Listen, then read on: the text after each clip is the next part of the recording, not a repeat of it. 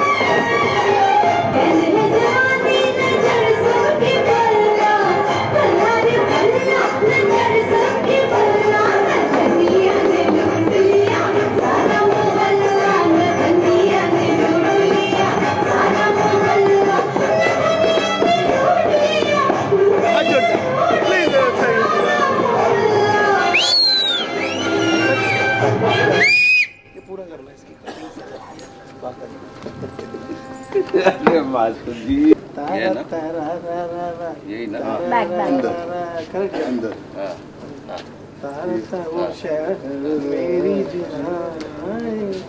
एक बार बजाओ। अरे मैं तेरे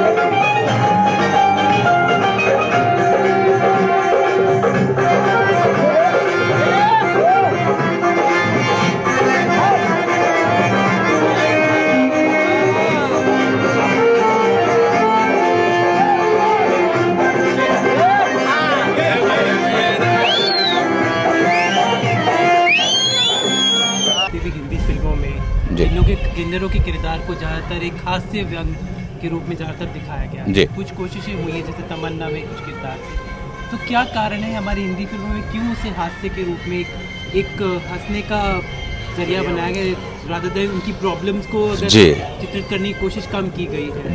एक अभिनेता या निर्देशकों की ऐसा क्यों उनका ये सोच?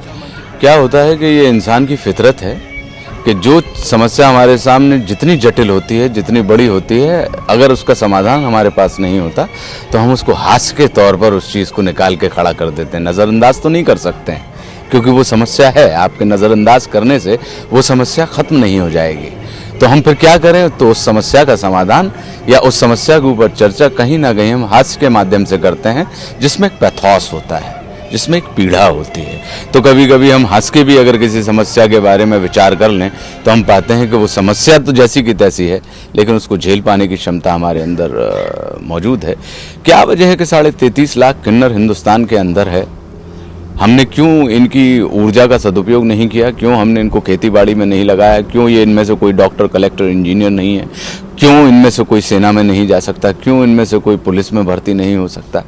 क्या वजह रही कि हमने इस वर्ग विशेष को सिर्फ इस आधार पर, जबकि मानसिक तौर पर वो संबल होते हैं, सक्षम होते हैं, शारीरिक तौर पर वो सक्षम होते हैं, लेकिन उसके बाद भी हमने इंसान की इतनी असीम ऊर्जा को सिर्फ ये कह के कि आप किन्नर हैं या आप हिजड़े हैं, हमने उस वर्ग विशेष को बिल्कुल अलग खड़ा कर दिया और उसको ताली बजा के नाचने गाने, या उसको हमने शगुन का रुतबा दे दिया कि साहब शगुन है।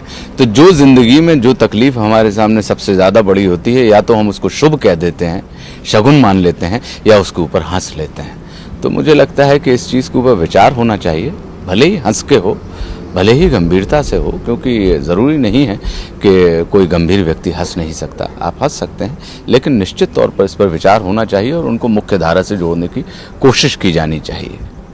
3 4 5 6 7 पीछे 1 2 3 4 5 6 7 8 हाँ, फिर कलकत्ता कलकत्ता अच्छा। राइट कलकत्ता चुमई पिघला दू बूम बूम अच्छा, boom boom boom boom boom boom boom boom फिर यूपी यूपी नीचे मारने का यूपी बिहार।